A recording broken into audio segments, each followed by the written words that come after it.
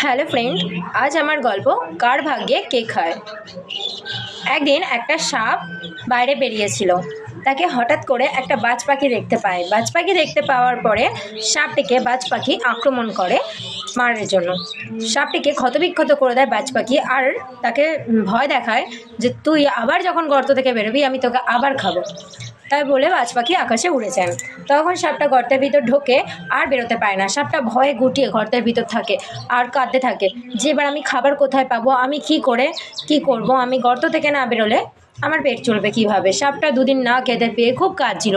তখন একজন যাচ্ছিল সেই গর্তের পাশ থেকে, সাপটাকে বলল, ভাই আমাকে একটু বাঁচাও, এই রাজ্যের যে রাজা বিক্রমাদিত্য তাকে গিয়ে আমার এই করুণ কাহিনীর কথা বলো যে একটা সাপের ভয়ে আমি এই গর্তে লুকিয়ে আছি, আমি আমার খাবারও খেতে পাচ্ছি না।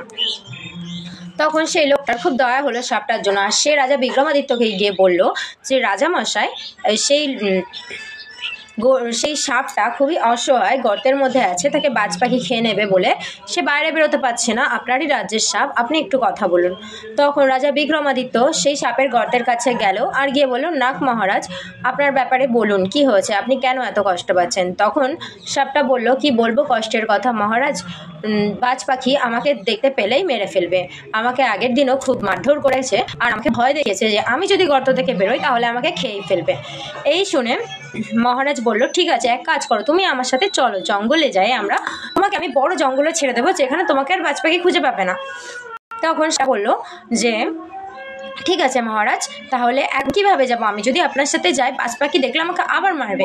তখন মহারাজ বলল, তাহলে কি করি বলো।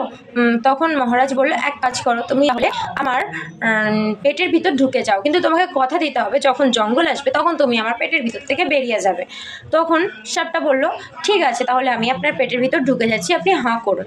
তখন মহারাজ হাঁ করলো আর সাপটা আস্তে করে মহারাজের পেটের ভিতর ঢুকে গেল। রাজা বিক্রমাদিত্য তখন জঙ্গলের ভিতর দিকে যাচ্ছিল আর সাপটাকে গিয়ে সে জঙ্গলের সামনে গিয়ে বলল যে সাপ, তুমি এবার আমার পেট থেকে বেরিয়ে যাও, আমরা জঙ্গলে চলে এসেছি। সাপ না, সরি, উনি বলেছিলেন নাগদেব বা নাগ মহারাজ, যাই হোক, সে সাপকে খুবই রেসপেক্ট করতো, কিন্তু সাপটা ছিল খুবই দুষ্টু। সে বলল যে মহারাজ, আমি আমার সব থেকে সুরক্ষিত জায়গা পেয়ে গেছি, সেটা হচ্ছে আপনার পেট, আমি এখান থেকে বেরোবো না, আমার এখানে খুবই ভালো লাগছে। তখন মহারাজ খুব রেগে যায়, বলে তুমি কথা দিয়ে কথা রাখলে না, আমি তোমার জন্য এত দূর জঙ্গলে আসলাম আর তুমি কিনা বলছো আমার পেট থেকে বেরোবে না, তাহলে তো আমি বাঁচবো না। মহারাজ তখন সাপটা চুপ থাকলো, কিছু বললো না। তখন মহারাজ ভাবলো আমি বাড়ি যাবো কি করে, জঙ্গলের অনেক ভিতরে পৌঁছে গেছে। তখন মহারাজ ওখানে ছোট্ট একটা কুটির তৈরি করলো আর সেই কুটিরের মধ্যে গিয়ে সে থাকতে লাগলো। আর মহারাজের গা হাত পা তখন পচতে শুরু করেছে, তার গা থেকে রস বার হতে শুরু করেছে, অনেক খারাপ অবস্থা হয়ে গেছে। মহারাজ সে কাজ করে সে কোনোভাবে খাবারটাও জোগাড় করতে পারছে না, সে শুয়ে পড়ে আছে। সেই রাজ্যের মহারাজ উদয়রাজ, তার ছিল 3 কন্যা, যেই রাজ্যে কুটির ঘর করে বিক্রমাদিত্য আশ্রয় নিয়েছে।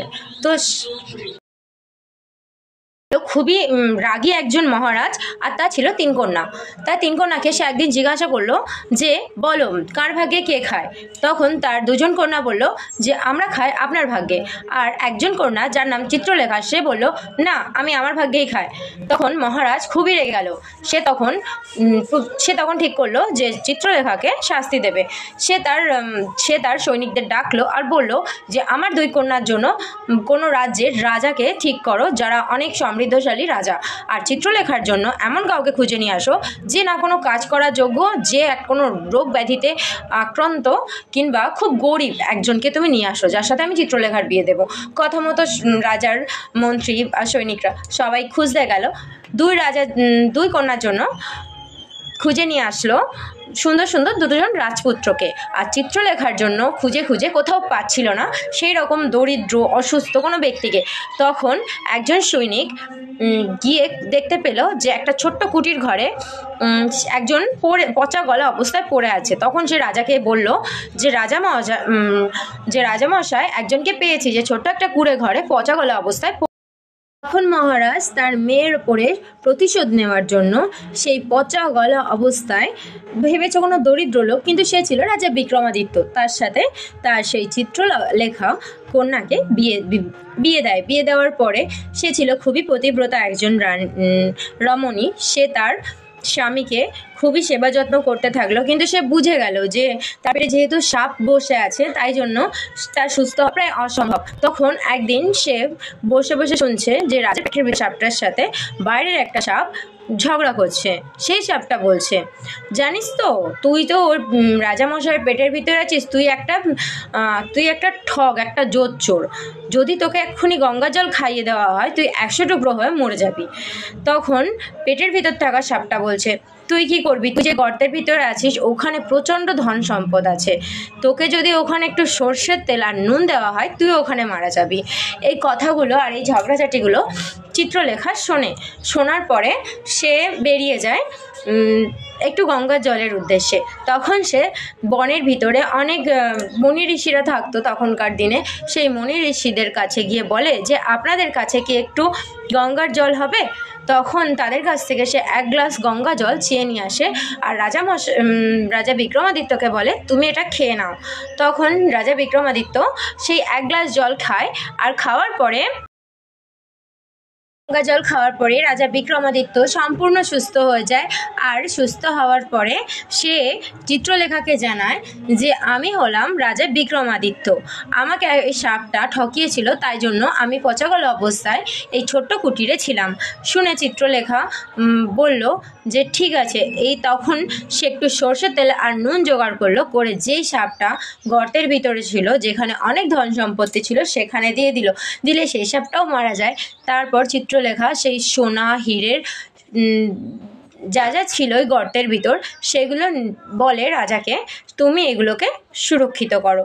তারপর রাজা সেখান থেকে সেগুলো বার করার পর সে বলল চলো আমার রাজ্যে। তখন চিত্রলেখা বলল না, তোমাকে এই জঙ্গলের ভিতরই একটা বড় রাজমহল তৈরি করতে হবে। তখন বিক্রমাদিত্যটাই বলল যে আমার কাছে তো একটা বড় রাজমহল আছেই, তুমি আমার রাজ্যে চলো। এখানে কেন বানাবো? বলে আমার বাবাকে দেখানোর জন্য। তখন তার কথা মতো বিক্রমাদিত্য সেই জঙ্গলের মধ্যে বিশাল একটা রাজমহল তৈরি করলো আর রাজা উদয়কে ডাকলো আর তাকে দেখালো যে দেখো কে কার ভাগ্যে খায়।